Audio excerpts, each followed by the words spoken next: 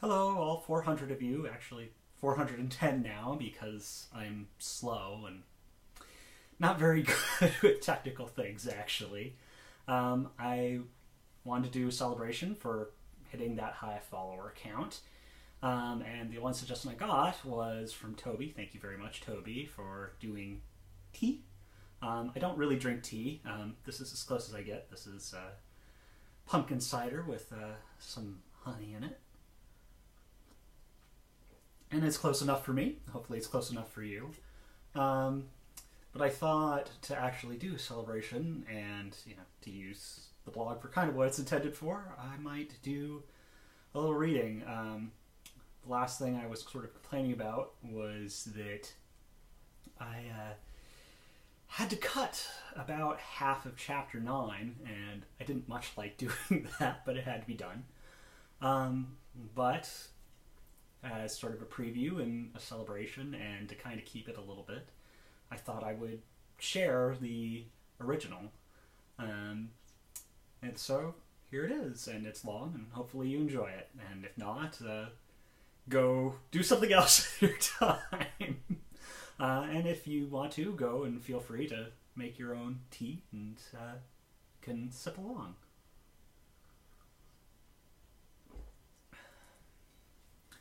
Of Orpheus and his love for Agriope and the hidden king who came between them, I will tell you.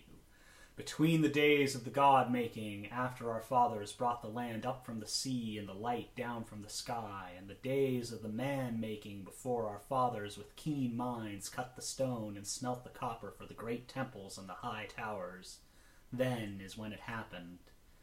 In those days there was Orpheus, keen of mind. Of the white feather clan he came, white plumes woven in his hair, and his hair already on his head at his birth. He cried not for his mother or the cold air, but cried instead the laws of the seasons and the names of the trees. So his mother named him Orpheus and called him wise. To manhood Orpheus grew, and having learned from his mother many spells and wisdoms, he went forth into the world to wander. In long braids he wore his hair with many white plumes, so everyone he met would know from where he came. Bands of copper he wore about his wrists, so everyone he met would know what he was and that he had a keen mind and knew many things. His mother's bone flute he carried with him, so everyone he met would know he knew the laws of the seasons and the names of the trees. Westward he wandered toward the mountains and the sun's caves on the far side. By day he wandered, and by night he slept. His wanderings were pleasant, and his sleep peaceful. Through the woods he wandered, and through the fields food good to eat. He ate when he was hungry. The food sprang suddenly from the ground before him. The beasts lay down before him. Through the woods Orpheus wandered when the sun was high in the sky. He was hot and sticky with sweat from his many wanderings. He was tired from walking many days. So it was that a river was laid in his path, the mountains rose high, that a cool wind would blow down through the woods. This place they called Kuntur for the birds that lived there, and there in Kuntur Orpheus sat and drank from the water. There he cooled himself with the water and rested. Agriope, who wore her hair in long braids with feathers of many colors, came to the river to wash her clothes. Orpheus saw that Agriope was beautiful and wore many feathers when she took off her copper bands and washed herself in the river. On his mother's bone flute he played for her so that she too lay down before him. Then Agriope took Orpheus to where she dwelt in Kuntur and gave him a place in her home and a place in her bed. Orpheus made good food to rise from the ground and beasts to lay down, so her people made him welcome and made for him a place among them, praising his white feathers. Orpheus took up the tasks of spell-making and wise-working. By day he worked, and by night he slept. His days were pleasant, and his sleep peaceful. For 3 changings of the moon's shell, Orpheus lived with Agriope. At the passing of the last chain, he tied the love knot once about her wrist and once about his own. Agriope sang the songs of spring, and Orpheus sang with her the laws of the seasons. But at the singing of winter's law, the hidden king came and took Agriope west of west, though no more changing of the moon had come. Orpheus and his love could not stand to be parted from Agriope, and so he took up his mother's bone flute and his copper bands. His face he painted with mud, and the feathers he tore from his hair. He left the home he had made for himself, and over the mountains he went. Westward he walked until he could walk no more. By day he walked, and by night he walked, and he caused no food to spring up or beast to lay down. He had neither joy nor sleep. In this way he came to the lands in the west. In this way he came to Erebus, the land by the last river. There he fell down by the river and closed his eyes. Linus, who wore no hair, though he painted his head the red of the earth, and wrapped his ears in copper, and carried his mother's rattling bones woven in his skin, found Orpheus by the riverside. From the riverside Linus took his foundling, and brought Orpheus to dwell with him, and gave Orpheus food that did not nourish, and drink that did not quench the thirst. Linus bound the feet of his guest, and to honor Orpheus gave him his choice of gifts. Orpheus wanted no gift but the way to the lands in the west, where the hidden king took all men to dwell. Linus, wise in the ways of gifts and keen of mind, had then to give Orpheus the way into the lands west of west. So Linus told Orpheus that he lived in Erebus by the river that separated all the lands west of west, where the hidden king took all men to dwell forever, and all the other lands where men are born and live until they die. This was the same river where Orpheus had laid down, but which no living man could cross. A corpse might ride the river, or a spirit might make its way across. Orpheus, neither closed-eyed corpse nor eyeless spirit, was bound to the eastern shore. So Orpheus must remain in Erebus and allow Linus to tend to him and nurse him back to health.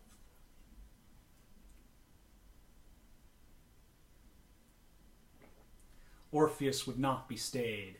Many wisdoms he had, and many wisdoms Linus had, but they were not the same. When night fell, Orpheus left the home of Linus, taking with him his mother's bone flute, and returned to the river. On the banks of the river that divide the lands of the hidden king from all other lands, Orpheus cut down a weeping tree that hung over the river and carved it into a pole. Then he sat, and on his mother's bone flute he played secret songs. On his mother's bone flute he played a spell of travel. He played a spell to make a ship favored on the waters. He played a song of life remembered. He played a song of life abandoned. With his last song done, Orpheus stepped as a spirit from his body. When the pole from the tree that bent over the river, he worked his will on his eyeless spirit and his body. He pressed his body, eyes closed, into the water, and made of it a raft to carry him west of west. With the pole he crossed the river as a spirit, his body floating on the current. So Orpheus came into the western lands, neither living nor dead. There, west of west, on the far bank, Orpheus sang the songs of wise feathered Racruin, father of monsters, who dwells now in hiding down under the water, and his body sprang up, eyes open, and ate his spirit, so he stood alive once more on the far side. In the dim lands west of west, Orpheus shone like a bonfire. All the inhabitants of the west dwelt together in those days, and all could see his light and feel his heat. The birds of the western lands flew about his head, the beasts of the western lands knelt at his feet. The daughters of the western lands stood at a respectful distance and followed as he walked. Those that could not see Orpheus saw the throng and gathered until they too could see. So with the gods' procession, Orpheus moved through the west. A white bull Orpheus commanded to take him to the Lord of the West. The white bull, being dead, understood all that Orpheus said, and with no spell or wisdom to aid it, and led the procession to the mountain palace and the oasis. In his mountain palace in the oasis the hidden king dwelt. His name may not be spoken with his impunity. His one eye, all-seeing, is drawn to those who say his name. His horns, tuned to his name, and more deadly than any beast's, will point to any who dare to speak it. His bladed oar, which commands death, may command your own, even when he is king no more. First among his people, all that lay west of the river was his domain, and all that lay east of the river was his hunting ground. With his lady, clothed all in black, and many cowering servants, he dwelt there in glory. But when he saw the white bull and the god's procession coming from the east, he felt fear in his bones. He feared that the dead acted without his command. He feared that the white bull came before his conqueror. So the hidden king commanded that the lord of the procession be brought perfect food and blessed wine, and be bid welcome. The lady, clothed all in black, offered herself to show the lord of the procession the highest honors. She would give to him the perfect food and the blessed wine. She would give him their welcome. She would wash his feet as a kingly guest. Then the lord of the procession would have no cause to quarrel and would be bound as a guest to them. The hidden king feared to lose his lady, clothed all in black, that he had won for himself with great guile and trickery. But more he feared a war with his conqueror, with all the daughters of the dead as an army against him. So the hidden king bade his lady, clothed all in black, go and do as she offered, that there would be peace between him and the lord of the procession. The lady, clothed all in black, went out to Orpheus. She offered to him the blessed wine to quench his thirst. She offered to him the perfect food that he would find satisfaction. She washed his feet so he would know honor. She bade him come and be welcome in her lord's house as a guest, safe and needless for the gaudy procession. Orpheus took what the lady, clothed all in black, gave to him, and went with her into the mountain palace in the oasis. There he embraced the hidden king and took up his guest rights. The hidden king saw that this was a man and not a god, but his lady, clothed all in black, had offered too many honors upon Orpheus for the hidden king to turn him away. The hidden king knew that a living man was not meant to come into the western lands. The hidden king feared the daughters of the dead, who did not disperse but waited patiently for Orpheus to return. The hidden king believed that Orpheus was his conqueror, pretending to be a man to test the hidden king's fidelity. So the hidden king embraced Orpheus and gave to him his guest rights. In kingly fashion Orpheus rested, and when he was hungry they ate again of perfect food and blessed wine. The hidden king then asked of Orpheus what he would take as his guest's gift, for man or god the hidden king wanted Orpheus gone. Orpheus gave no answer, but took up his mother's bone flute and played for the hidden king and his lady, clothed all in black. Orpheus played until the time came to lay down at night. Orpheus played until the lady, clothed all in black, loved him. Orpheus played until the hidden king bid him stop. The hidden king then had no choice but to give Orpheus a place in his bed and keep Orpheus as a guest in the days to come. Many compliments Orpheus paid his host. All that Orpheus saw he complimented for its beauty or its majesty. Orpheus drew the hidden king into showing him more by paying ever grander compliments. The hidden king had to be pleased by such compliments, and so he showed to Orpheus all that there was to be seen by day. By night again Orpheus played on his mother's bone flute, and slept in the hidden king's bed as a kingly guest. So for 3 changings of the moon the hidden king showed Orpheus his kingdom. Orpheus paid the hidden king many compliments, and he learned many secrets by the seeing of the kingdom and the hearing of the creatures there. But the thing Orpheus wanted as his guest gift he did not see. Though many and many days were spent among the dead, he never saw the face he sought. Agriope dwelt not among the people he saw, and so he could not ask for her. So for another 3 changings of the moon, Orpheus sought among the faces of the dead and wandered among them. Gladly the hidden king let him wander, glad to be rid of his host's responsibilities. The whole of the lands west of west Orpheus wandered, and at last he found Agriope by the shadow of the stream that ran in Cumtur. He found her there washing her clothes, though she had none to wash. She wore in her hair many pale bone feathers, and she knew him not, but called the stone husband. Then Orpheus took up his mother's bone flute, and he played for Agriope her own songs, so that she knew him, and knew that she loved him. Her feathers turned to many colors, and she sang her own songs a duet with him. Agriope took Orpheus's hand and followed him back to the mountain palace in the oasis.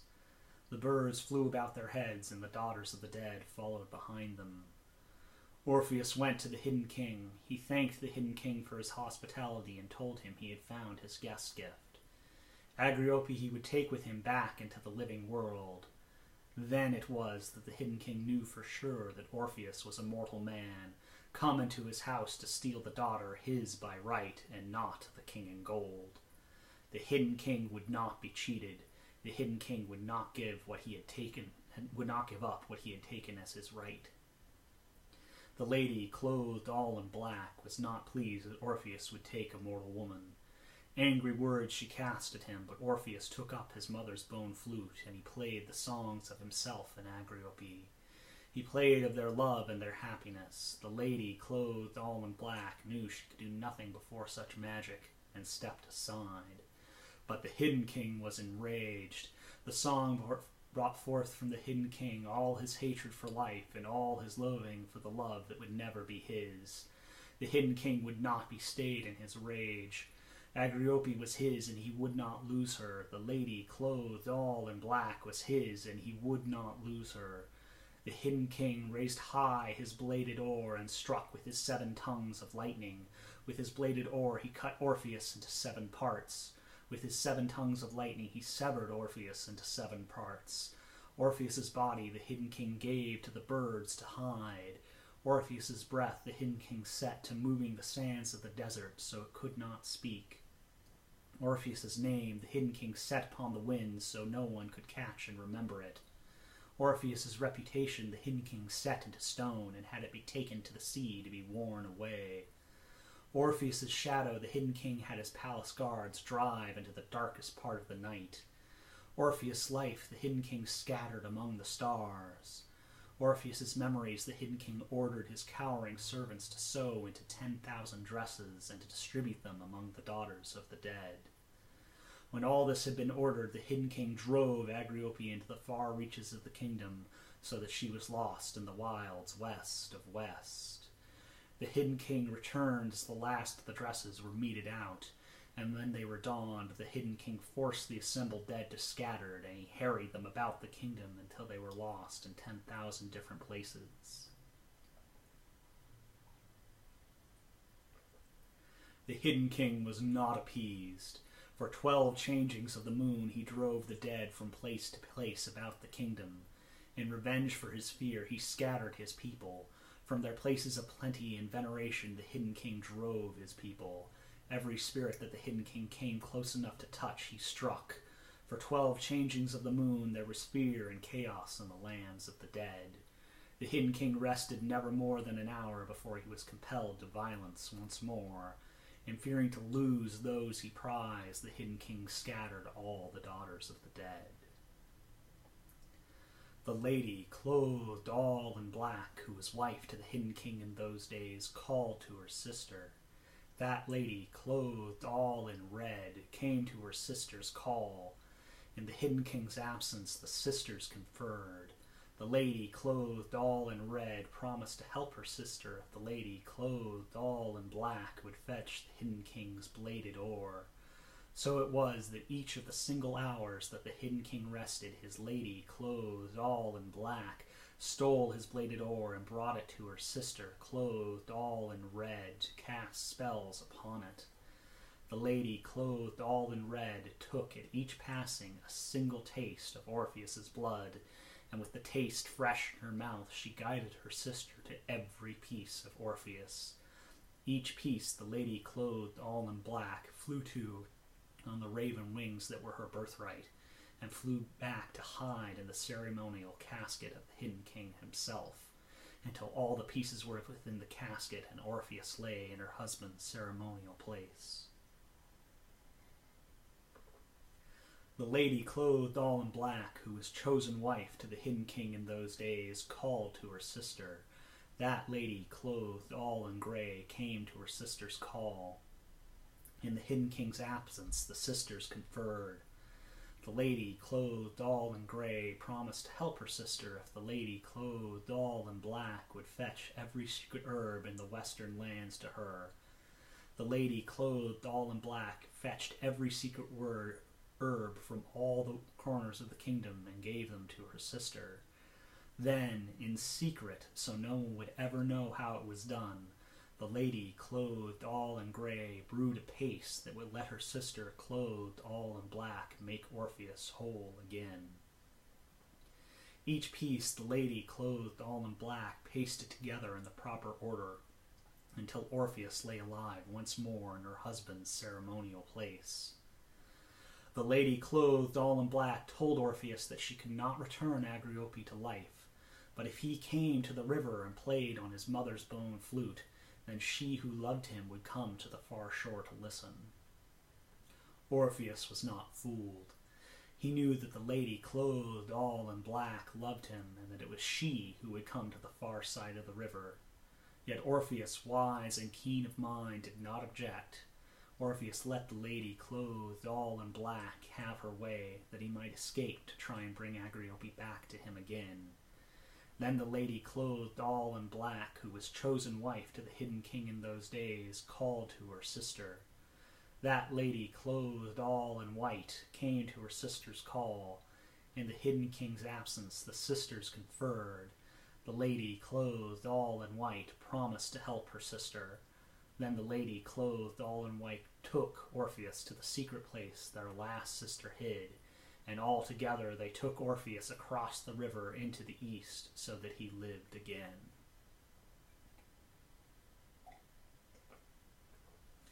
Orpheus made haste to the home of Linus.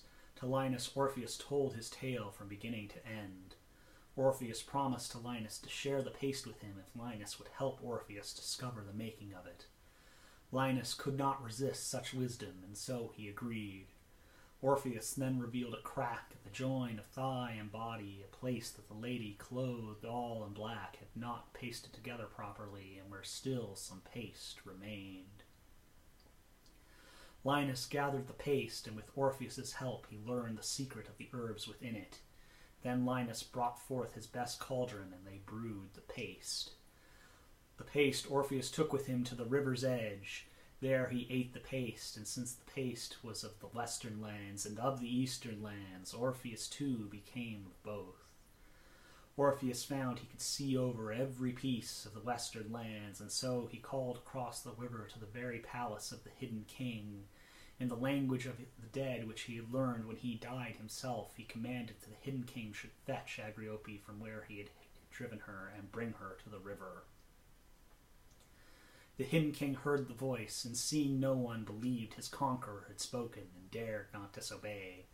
That the voice came in the language of the dead made the hidden king believe that his conqueror threatened his life if he disobeyed, and so he dared not. The hidden king went forth in all his power, his great wings wide and his scythe held high, and with his all-seeing eye he found Agriope, and to the river he brought her. There the hidden king presented her, and by his hand she was perfect, the memory of the love Orpheus held for her. So perfect was Agriope that she glowed as a living woman, and the daughters of the dead followed her light. Orpheus, full of love, came forth to the river that he could see her and call to her. But there he was seen by the hidden king, and the hidden king knew he had been deceived. His eye blazed with hatred. He hated Orpheus. He hated Agriope. He hated all the gathered daughters of the dead. For his hatred of all the gathered peoples, he laid on one and all a curse with his godlike voice. For his own pride, the hidden king cursed all the peoples west of west to be a victim of his own foolishness. In his godlike voice he commanded them to obey as he had obeyed. He commanded it, and so it was, that all who pass into the west must be ruled by a man who eats of the paste. Even now his curse is strong and may not be ignored, and those who lie beyond the sun's grace hate living men for their power. For his hatred of Agriope, who would not be his, he raised high his bladed oar and struck with his 7 tongues of lightning. Faster he struck than the will of Orpheus could act. With his bladed oar he cut Agriope into 7 parts. With his 7 tongues of lightning he severed Agriope into 7 parts. Agriope's body he struck into the flames that never falter, to burn as long as Orpheus loved her. Agriope's breath he struck into the reed fields to blow where there was no wind and no memory. Agriope's name he struck into Orpheus's heart, so it would torment him all the days of creation. Agriope's reputation he struck into the river so that it circled forever, just out of reach. Agriope's shadow he struck into the sky where it could never be seen and never be reached. Agriope's life he struck beyond the boundaries of his kingdom to be lost forever among the living, never knowing it was dead. Agriope's memories he struck down to the place that never fades and from which none return. For his hatred of Orpheus, the Hidden King commanded in his godlike voice that never should those parts he had divided come together. The Hidden King commanded in his godlike voice that never should Agriope be reborn. In his godlike voice he made it so no part of Agriope but her name should ever belong to Orpheus again. Orpheus wept bitter tears. From his head he tore his hair until he was bald and red as Linus. At his face he scratched until it was ruined. On his chest he beat until he was too bruised to stand. So Orpheus mourned his love, lost forever. Orpheus's love became hate. Orpheus's mourning became hatred. Orpheus ate once more of the paste, and full of rage he called the Hidden King back to him. With the paste he spoke all the tongues of the dead, and with its power he could not be disobeyed. For the Hidden King too dwelt in the lands west of west, and the curse he laid was his own. By his own command the Hidden King had no choice but to return. Once more they faced each other across the river. The Hidden King hated Orpheus. Orpheus hated the Hidden King. The Hidden King's trespass Orpheus matched with his own. Orpheus commanded, godlike, that the Hidden King should rule the western lands no more. So Orpheus made the Hidden King to lay down his crown by the river that it might be taken. With the power the Hidden King and his lady, clothed all in black, had given to Orpheus, he spoke in the mighty tongue of his fathers long past. By the Hidden King's own curse, Orpheus commanded the Hidden King by his parts into lonely exile.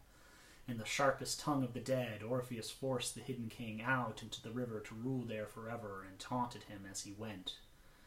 Orpheus taunted him by the peace-bringer who sheared forth the Hidden King's eye. Orpheus taunted him by Orpheus's own name and the theft of his chosen wife's heart. Orpheus taunted him by Racruin's gift, the heart of his lady, clothed all in black, and the blessings it gave over all her sisters. In imitation of the Hidden King's own godlike voice, as his conqueror had done before, Orpheus commanded the Hidden out into an empty kingdom, forbidding vengeance as he went. Then Orpheus went into the river that divides the western lands where all things go to dwell, and the eastern lands where all things pass. Orpheus cast no spells, and he needed none. His corpse, eyes closed, floated down the river in its current. His spirit, eyeless, swam across the river and felt no strain. On the far bank Orpheus picked up his crown, and the lady, clothed all in grey, named him king in the mountain palace in the oasis. The lady, clothed all in black, he commanded to bring back his Agriope from her many places and paste her together once more. She refused. And in his despair the oasis dried up, and all that was beautiful in the lands west of west was destroyed. The birds of the air fled, the beasts of the earth vanished, the fish of the sea were lost, the insects that refreshed the land were gone. Orpheus banished the lady, clothed all in black, and willingly she went, taking all her power with her.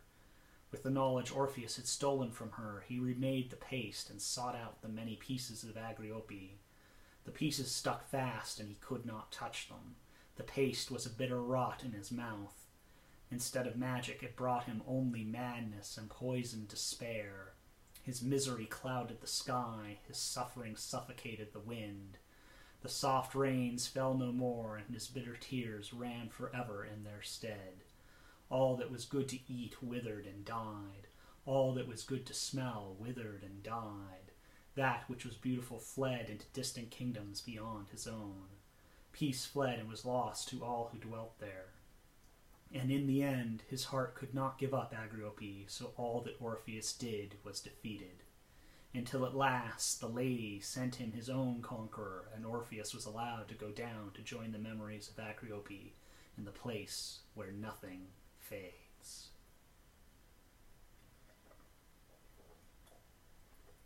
Well, thank you very much for listening. I hope you enjoyed it. I hope you enjoyed your tea or tea replacement. And thank you all very much for following me, and hopefully early next year you will be able to get my book. And yeah, just thanks. I'll see you later. Bye.